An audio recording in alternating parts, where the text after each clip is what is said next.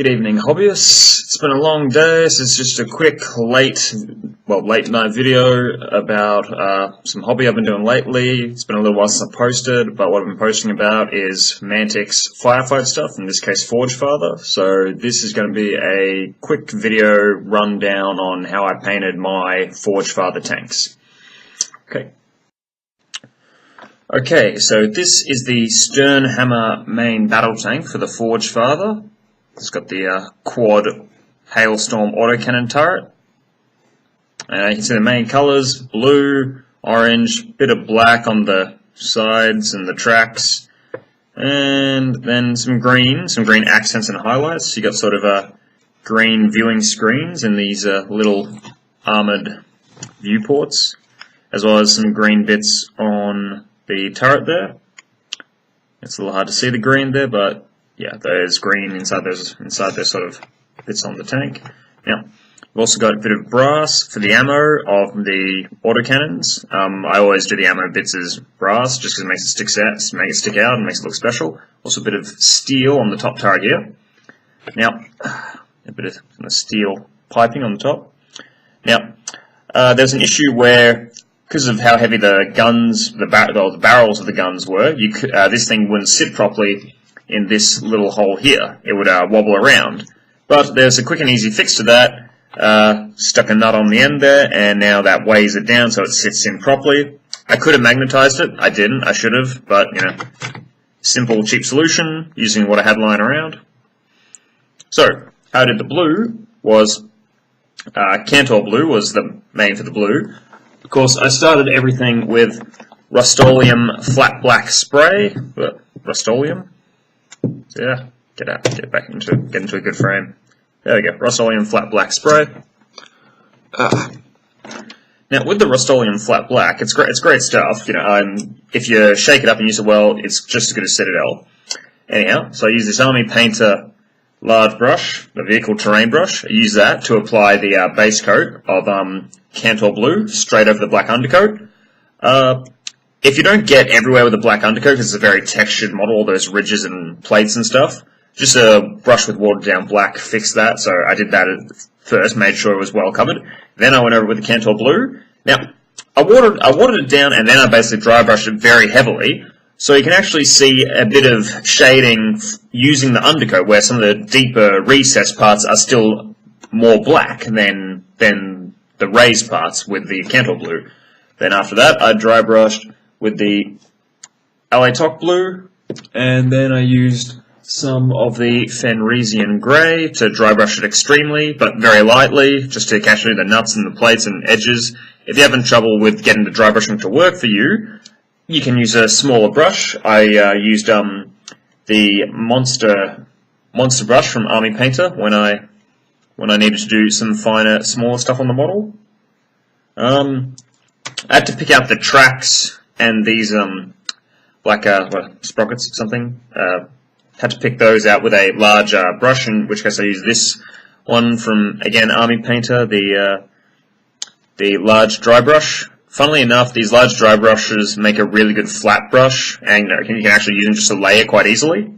So I use that to pick out the black. Well, again, because I got the tracks fairly blue from all the dry brushing, so I had to go over them with Abaddon black again. Then I dry brushed with a smaller, more direct dry brush. Dry brushed that over the tracks with the mid grey. Where is the mid grey? Canica Standard Grey, so dry brush that. Then, if you don't have to, but I did anyway, I went Dawnstone for just a bit more lighter, you know, get it over it all. I tend to do gun parts black, so it looks real, looks good, and it's a bit more grounded than, say, steel or some of the flashier stuff I've got going on with the ForgeFather. I want a mix of looking good for tabletop and a bit of gritty and realistic. That's what I try to go for, a bit of gritty and realistic where I can. So aside from the nice gritty blacks, blues, the brass and steel, which was just a Balthazar Gold and Lead Belcher, and then mixing in to highlight with the brass, I used Runefang Steel, and then just Runefang Steel and the Lead Belcher.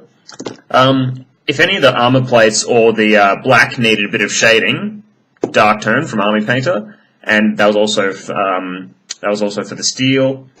like the steel had that as a matter of course. And brown wash, strong tone from Iron Painter for that. Brown wash was for the brass, and the orange, if it needed it. The orange started off with Mournfang brown, then mixed in some Troll Slayer orange, and then pure Troll Slayer orange. And can't see it. Oh well, I'll talk about the green first. Caliban green for the base on the green, then Moot green, and then mixing in a bit of white from model color, and some pure white for the dots and extreme highlights on the green lenses and stuff. There's no red on this tank, but there was red on another tank. The Brander Urban Assault Vehicle, which is basically a giant flamer, and I've done the barrel and the sort of ammo fuel tanks black and orange, so it looks nice and fiery and looks like it's meant to. And then the cabling, which I assume is some sort of heated, some sort of cabling that carries the fuel in some sort of heating chamber before it's forced out under high pressure to create the spray, the flamethrower. So that is just done with corn red, black wash again, the dark tone. Dark tone.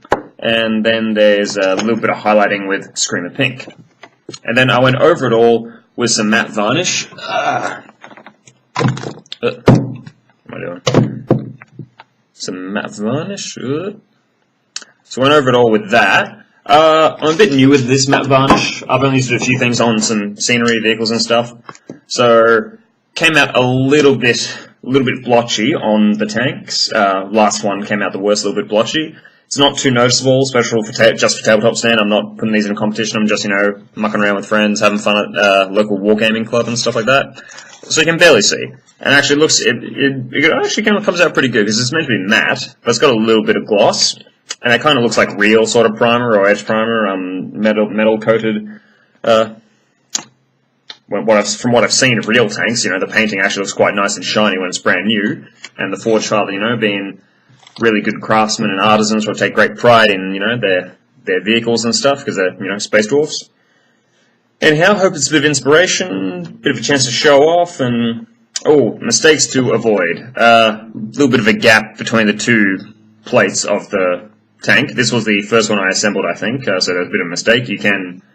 I can't fix this now. I'm not sure if this was a mistake or can't fix it now or anything, but you barely notice, and the other tanks are all fine, so there's a little bit of a gap naturally, actually. Yeah, doesn't matter. Looks fine on tabletop, and hope this video helped. Thanks for watching.